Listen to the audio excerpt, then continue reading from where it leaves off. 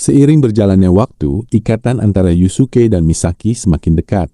Suatu hari, Takatsuki menyerang seorang pria yang memotretnya secara diam-diam, dan pria itu meninggal dunia. 高槻は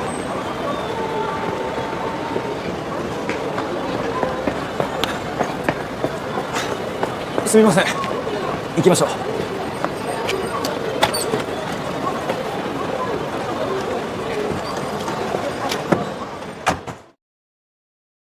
Polisi menangkap Takatsuki dan pementasan Uncle Vanya terancam batal.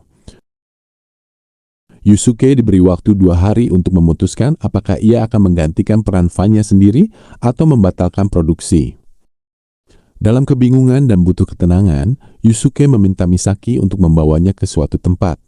Ia kemudian meminta agar Misaki membawanya ke kampung halamannya di Hokkaido, daerah pegunungan yang terpencil dan tertutup salju. Di sana, Yusuke akhirnya mendengar cerita kelam yang menjadi alasan kenapa Misaki menjadi sosok yang dingin dan tertutup. Misaki menceritakan bahwa ia tumbuh dari keluarga yang sangat buruk. Ibunya adalah orang yang kasar dan sering menyiksanya. Dulu terjadi longsor yang menghancurkan rumah mereka dan menimpa ibunya. Saat itu, Misaki berhasil keluar dan berdiri di bukit melihat reruntuhan itu. Tapi ia ragu dan tidak langsung turun untuk menolong ibunya. Akibat keraguan-raguan itu, ibunya meninggal dunia di tempat kejadian. Sejak saat itu, Misaki hidup dengan rasa bersalah yang luar biasa. Ia merasa bahwa secara tidak sadar, ia memang ingin ibunya mati agar ia bisa bebas dari penderitaan. Trauma inilah yang membuat ia tidak bisa membangun hubungan dengan siapapun dan memilih hidup menyendiri. Mendengar cerita itu, Yusuke akhirnya membuka diri. Ia menceritakan kejadian saat ia pulang dan melihat sepatu pria lain. Tapi ia memilih untuk pergi dan pura-pura tidak tahu. Ia juga menceritakan tentang ketakutannya untuk berbicara dengan Otto pada malam sebelum istrinya meninggal.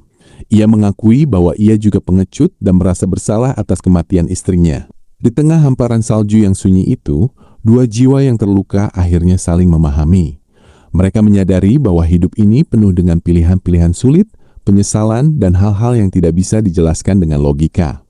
Mereka tidak bisa mengubah masa lalu, tapi setidaknya mereka bisa berhenti menyalahkan diri sendiri. 大丈夫。僕たちはきっと